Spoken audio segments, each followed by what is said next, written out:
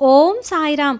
ఆ సాయినాథుని ఆశీర్వాదంతో ప్రతి ఒక్కరూ కూడా ఆనందంగా, ఆరోగ్యంగా, అష్టైశ్వర్యాలతో ఉండాలని మనస్ఫూర్తిగా కోరుకుంటున్నానండి. అనంతకోటి బ్రహ్మాండ నాయక, రాజాదిరాజా యోగిరాజా పరబ్రహ్మ శ్రీ సచ్చిదానంద సద్గురు సాయినాథ్ మహారాజ్కి జై. కొన్నిసార్లు మన జీవితంలో సమస్యలు ఎక్కడి నుండి వస్తాయో, ఎలా వస్తున్నాయో, అసలు వాటికి పరిష్కారం ఏంటో తెలియని పరిస్థితిలో మీరు గురువుగారు సుబ్రహ్మణ్యం రాజు గారిని ఒక్కసారి సంప్రదించండి. శ్రీ షిరిడి సాయిబాబా ఆశీస్సులతో జాతకం చెప్తారు.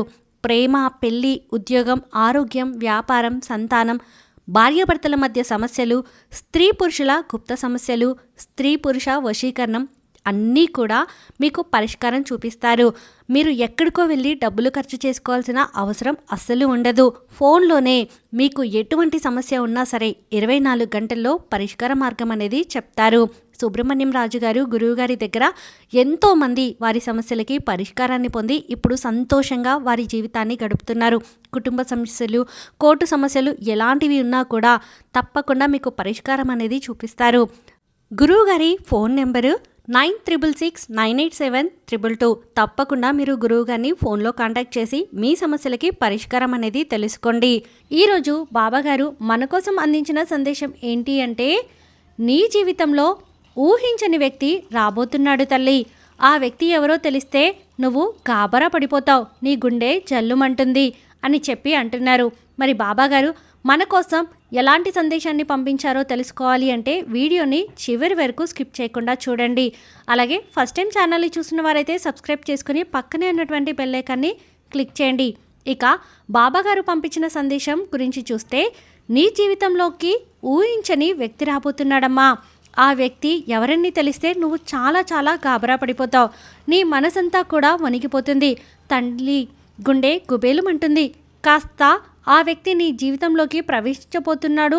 ఇంతకీ ఆ వ్యక్తి ఎవరు? అతని వల్ల నీకు ఏం జరగబోతుంది? నీకు వచ్చే నష్టం ఏంటి? నీకు కలిగే లాభం ఏంటి? నీకు మంచి చేయడానికి వస్తున్నారా, లేదా నీకు ఏదైనా సరే చెడు తలపెట్టడానికి వస్తున్నారా, లేదా నీకు హాని చేయడానికి వస్తున్నారా, లేకపోతే మంచిగా ఉండి నీ వెనుక గోతులు తవ్వడానికి వస్తున్నారా, నీ బ్రతుకు అంటే బంగారం భవిష్యత్తులా మార్చడానికి వస్తున్నారా, తన మనసులో ఏముంది, ఏ విధంగా వస్తున్నారో, ఏ ఆలోచనతో వస్తున్నారో, నీ జీవితాన్ని చేంజ్ చేయడానికి ఎలా వస్తున్నారో, ఖచ్చితంగా ఎలాంటి నిర్ణయంతో నీ జీవితంలోకి అడుగు పెడుతున్నాడని నువ్వు తెలుసుకొని తీరాల్సిందే తల్లి. ఏమాత్రం కూడా నిర్లక్ష్యం చేయొద్దు. ఎందుకంటే నీకు ఎన్నో రోజులు సమయం లేదు. ఇంకా వారం అంటే కొన్ని రోజులే నీకు సమయం ఉంది. కాబట్టి నువ్వు జాగ్రత్తగా ఉండాలి. అంటే ఆ వ్యక్తి నీ జీవితంలోకి రావడానికి నీకు అతి కొద్ది కాలం మాత్రమే ఉంది. కాబట్టి ఈలోపు నువ్వు అన్ని విషయాలు తెలుసుకునే తీరాలి. ఆ వ్యక్తి నీ జీవితంలోకి ఎలా రాబోతున్నాడో తెలుసుకో. అప్రమత్తంగా ఉండు. ఒళ్ళంతా కళ్ళు చేసుకుని ఉండు. అసలు ఆ వ్యక్తి అంటే ఆ వ్యక్తి వల్ల ఏం జరగబోతుంది, ఆ వ్యక్తి నుంచి నీకు ఏ విధమైన అపాయం కానీ మేలు కానీ జరగబోతుంది అనేది జాగ్రత్తగా తెలుసుకో తల్లి. దానికి తగ్గట్టుగా నువ్వు నడుచుకోవడానికి సిద్ధంగా ఉండు. ఈసారి మాటను నువ్వు ఎట్టి పరిస్థితుల్లో కూడా నెట్టివేయద్దమ్మా.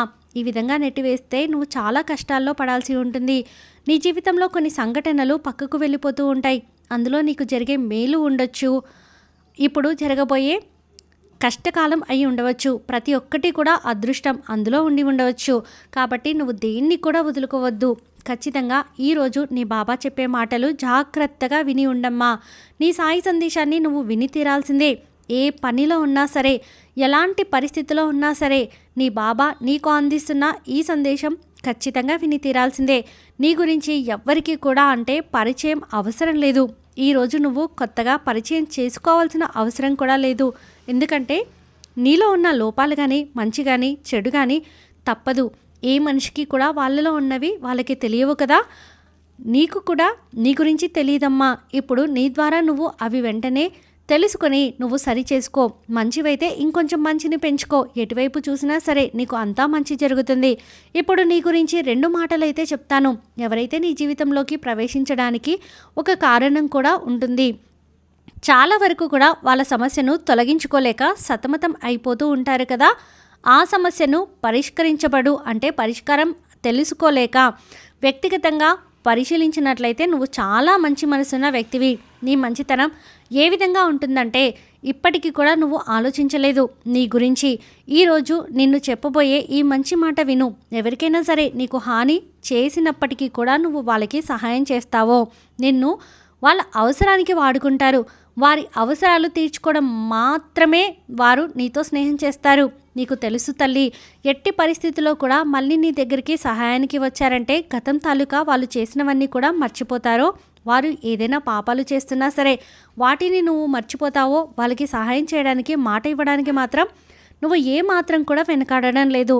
వాళ్ళు నిన్ను వెనక మోసం చేశారు కదా, వెనకటి రోజులు ఇలా చేశారు కదా, వాళ్ళ అవసరానికి నేను వాడుకున్నారు కదా, ఇదేంటి అంటే ఆలోచనలు పోయి నిజంగా వాళ్ళకి కష్టం ఉందేమో, ఏ బాధ ఉందో వెంటనే సహాయం చేయడానికి ముందుకు వస్తావు. ఇదే తల్లి నా బిడ్డ యొక్క మంచి మనసు. ఇది చాలా వరకు మంచిది. కొన్నిసార్లు నువ్వు మోసపోతూ ఉన్నావు. నువ్వు మోసపోకూడదమ్మా, నువ్వు దెబ్బతినకూడదు. ఎందుకంటే తల్లి ఒక్కసారి ఆలోచించు, 2-3 సార్లు మోసపోయావు కదా, మళ్ళీ మళ్ళీ అర్హత లేని వాళ్ళకి సహాయం చేస్తూ నీ విలువను తగ్గించుకుంటున్నావు. సహాయం చేయడం దానగుణం ఎంత ఉత్తమమైనదో. దానం ఎవరికి ఇవ్వాలి? దానం తీసుకోవడానికి అర్హత ఉన్న వాళ్ళకా కదా, వాళ్ళకే కదా ఇవ్వాలి. ఒక్క విషయాన్ని కూడా నువ్వు ఆలోచించమ్మా. అయితే వీళ్ళు ఇలా చేస్తున్నారు కదా, నిజంగా వీళ్ళకి తెలియదా పిచ్చివాళ్ళ? ఎవరైనా ఆలోచిస్తే వాళ్ళు నిజంగా పిచ్చివాళ్ళు. ఎందుకంటే నీకు తెలివితేటలు ఎక్కువ, మేధస్సు చురుకుతనం కూడా ఎక్కువే. ఇప్పుడు ఒక వ్యాపారం చేస్తున్నావు అనుకో, అందులో గిరాకీ రాపట్టుకోవడం అనేది నీ మాట తీరును బట్టి సునాయాసంగా నువ్వు ఆకట్టుకోగలుగుతావు. ప్రతి ఒక్క మనిషికి కూడా నీ మాట తీరు తెలుసు. నువ్వు వారందరినీ కూడా, నీ తోటి వారిని సులభంగా అందరినీ కూడా నీ మాటలతో ఆకర్షించుకుంటావు. ఎప్పుడైనా సరే, ఉద్యోగం చేసిన చోటైనా సరే, వ్యాపారం చేసినా సరే, నీ పని ఏదైనా సరే, ఎక్కడున్నా సరే, అన్నిటికన్నా కూడా ఒక శక్తి ఉంది తల్లి. నీ కుటుంబానికి నువ్వు ఎక్కువగా విలువనివ్వు. నీ కుటుంబం కోసం ఎక్కువగా ఆలోచించు. ఎప్పుడైనా సరే పెళ్ళైన వరకు కూడా, చనిపోయేంత వరకు కూడా తోడు ఉండేది నీ కుటుంబమే కదా. నువ్వు పుట్టినప్పటి నుంచి చనిపోయేంత వరకు తోడుగా ఉండేది నీ కుటుంబమే కదా. తప్పకుండా ఆ కుటుంబం కోసం సంతోషంగా ఉండు తల్లి. నేను ఆపదలో ఆదుకుంటాను. ఎవరు ఎలాంటి వారు ఎప్పటికైనా తెలుసుకొని కాస్త జాగ్రత్తగా ఉండు. ఒక వ్యక్తి వస్తాడని చెప్పాను కదా, ఆ వ్యక్తి నీ జీవితంలోకి వచ్చి నిన్ను అంటే నీ జీవితాన్ని గందరగోళం చేయాలని చూస్తున్నారు. కాబట్టి ఆ వ్యక్తి మంచి ఏంటి, చెడ్డ ఏంటి, నీ చుట్టూ ఉన్న వారి ప్రవర్తన ఏంటి అన్నీ కూడా తెలుసుకొని జాగ్రత్తగా ఉండాలి. అప్పుడే నువ్వు సంతోషంగా ఉండగలుగుతావమ్మా. లేకపోతే చాలా నష్టపోవాల్సి వస్తుంది. ఎందుకు చెప్తున్నాను అంటే, నువ్వు ఇంతకు ముందు మంచి కోసం చేసిన సహాయం తీసుకున్నవారు ఆ తర్వాత నీకు వెన్నుపోటు పొడిచారు. మళ్ళీ వారే నీ దగ్గరికి వచ్చి సహాయం చేయమని అడుగుతున్నారు. నేను కష్టాల్లో ఉన్నాను, బాధల్లో ఉన్నాను, బయటపడేయమని చెప్పి అడుగుతారు. కానీ నువ్వు అర్హత ఉన్న వాళ్ళకి మాత్రమే సహాయం చేయాలి. ఒక్కసారి మోసపోయి కూడా నిజంగా కష్టాల్లో ఉన్నారని చెప్పి నువ్వు ఆలోచించవలసిన అవసరం లేదు. ఎందుకంటే నిజంగా ఆపదలు, కష్టాల్లో ఉన్న వారి గురించి నీకు బాగా తెలుస్తుంది. నీ తెలివితేటలతో నువ్వు వారిని ఇట్టే పసిగట్టగలుగుతావు. కాబట్టి ఎవరికి సహాయం చేయాలి, ఎవరితో మంచిగా మాట్లాడాలి, ఎవరిని దూరం పెట్టాలి అనేది నీ విజ్ఞతకే వదిలేస్తున్నాను. నీ బాబా ఎప్పుడూ నీతోనే ఉంటారని నీకు నమ్మకం ఉంది కదా. నిన్ను మంచి దారిలో నడిపించడం కోసమే ఈరోజు నీకు ఈ సందేశాన్ని పంపించాను అని చెప్పి బాబాగారైతే అంటున్నారండి. ఈ వీడియో మీకు నచ్చితే ప్లీజ్ లైక్ చేయండి. మరికొంతమంది సాయి భక్తులకు వీడియోని షేర్ చేయండి. ఫస్ట్ టైం ఛానల్ని చూసిన వారు సబ్స్క్రైబ్ చేసుకొని పక్కనే ఉన్న బెల్ ఐకాన్ని క్లిక్ చేయండి. ఓం సాయిరామ్ అని కామెంట్ చేయడం అస్సలు మర్చిపోవద్దండి. ఆ సాయినాథుని ఆశీర్వాదంతో ప్రతి ఒక్కరూ కూడా ఆనందంగా, ఆరోగ్యంగా, అష్టైశ్వర్యాలతో ఉండాలని మరొక్కసారి మనస్ఫూర్తిగా కోరుకుంటున్నానండి. సర్వేజన సుఖినో భవంతు. ఓం సాయిరామ్.